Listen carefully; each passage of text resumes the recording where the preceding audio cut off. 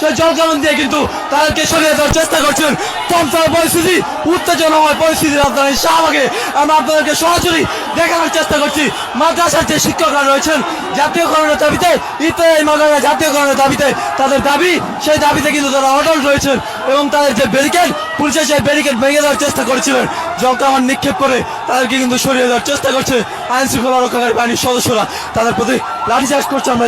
দেখেছি এবং শাহজাহান জাহান কিন্তু এই মুহূর্তে প্রস্তুত রয়েছে। আমাদেরকে শাহজাহান জাহানটি কিন্তু এই মুহূর্তে যাচ্ছে শাহবাগ থেকে, আপনাকে দেখানোর চেষ্টা করছেন মোহাম্মদ আলামী, আপনাকে সরাসরি যুক্ত করছি এবং যে জল কামান, সেই জল কামান দিয়ে কিন্তু জল নিক্ষেপ করা হচ্ছে, পানি নিক্ষেপ করা হচ্ছে। যে শিক্ষকরা রয়েছেন মাদ্রাসা,